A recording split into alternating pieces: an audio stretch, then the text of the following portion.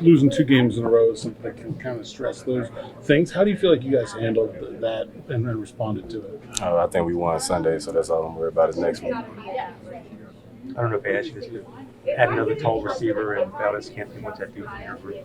I think another receiver with veteran experience in this league, a good player in this league. He's also played a bunch of great quarterbacks. So just having him, so I can pick his brains, so other players can pick his brains. Plus, Did you ever cross paths with him before? just during the off season, we've seen each other at some events. A real good dude, down to earth, and looking forward to getting to work with him. Okay, how do you handle when teams sort of bring extra guys in those type of scenarios? I just take it as a sign of respect, and they got to honor, the Roman, Pat, Jonu, Calvin. They got to honor those guys, sooner or later. So it's just what comes with the territory. Just in your time around the young guys, how have you seen them progress this season?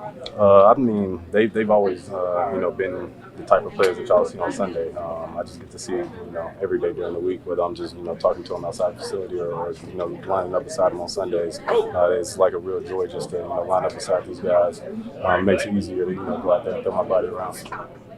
The fact that Aaron spreads the ball around so much, it almost eliminates the so-called need for a number two. I mean, you sort of see it that way. There's so many options, and he seems just to be content to throw it to whoever's open. Yes, sir. I mean, he's a great quarterback, and you got that title by throwing it to the open guy. A lot of the time. So I mean, he's just throwing it to the open guy, and we've been making plays whenever the ball come our way. So just kudos to him for hanging in the pocket and delivering the ball.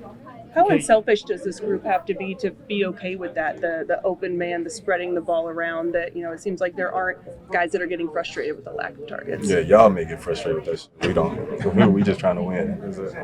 I mean, how special is that? How rare is that to be in a receiver room where there is a selflessness? I think every receiver room that I've been in, once you put in the work and the time during the off season and even during the week training camp, you got to respect the guys who are getting targets. And from the moment that I've gotten here, everybody's worked their butts off, so everybody rightfully deserves a shot at the ball.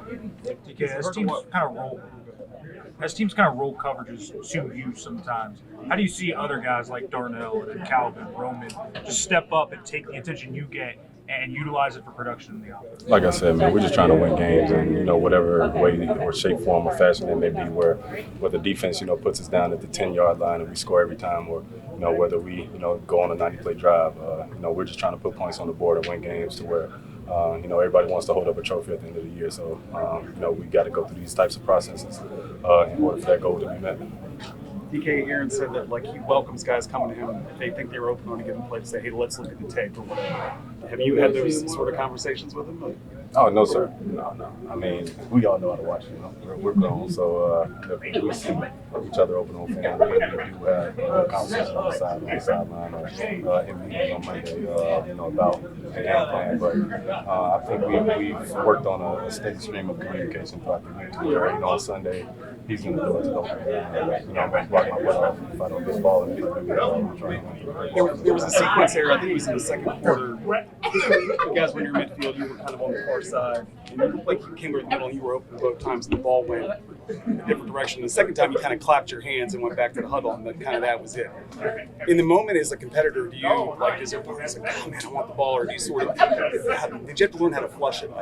Whatever frustration you might have had on it, even if it was just, whatever, on a given play, did you have to learn how to kind of just move on to that next thing, or is that something that you've always had? Yeah, I mean, I played on the team with A.J. Brown, Marcus Lodge, played with Tyler Lockett, Josh Gordon. I've been playing with great receivers my whole career, so it's nothing new to me that the quarterback is going to throw it to the open guy or throw it to another guy. I just got to do a better job of getting open and staying open. DK, Aaron brought up Jalen's speech Saturday night. He said even as an offensive player, he felt something in him.